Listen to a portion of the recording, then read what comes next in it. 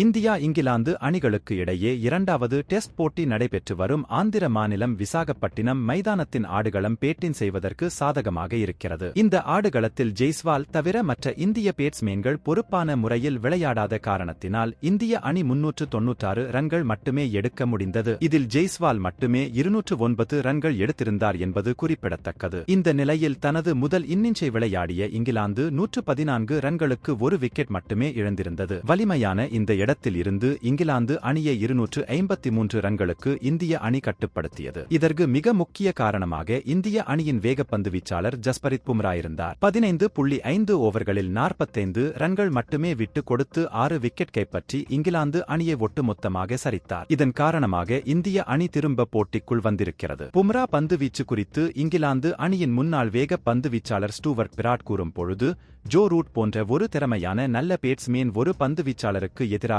தொடர்ச்சியாக தடுமாறினால் எந்த ஒரு பேட்ஸ்மேன் அந்த குறிப்பிட்ட பந்து வீச்சாளருக்கு எதிராக தடுமாறுவார்கள் என்று தைரியமாக பந்தயம் கட்டலாம். அவர் ஒரு தனித்துவமான அதிரடியை வைத்திருக்கிறார். அவருடன் இருக்கும் பொழுது இந்திய அணி சிறந்த அணி என்பதில் சந்தேகம் கிடையாது. அவர் ஒரு அபாரமான T20 பந்து வீச்சாளர். ஆனால் 20 ரன் சராசரியில் 152 விக்கெட்டுகள் டெஸ்ட் கிரிக்கெட்டில் எடுத்திருக்கிறார் என்றால் அவரது புள்ளிவிபரப்படி அவர் டெஸ்ட் கிரிக்கெட்டிலும் மிகச் சிறந்த பந்து வீச்சாளர். பும்ராவை எதிர்கொள்வது உலகத்தில் யாரையும் எதிர்கொள்வது போன்றது கிடையாது. அவரை எதிர்கொள்வதை நான் வெறுக்கிறேன். லசித் மலிங்கா பந்துவீச்சில் இருப்பது போல இவருக்கும் ஒரு விளையாட முடியாத விஷயம் இருக்கிறது. இவரை பேட்ஸ்மேன் எடுத்து விளையாடுவது கடினம் என்று கூறியிருக்கிறார்.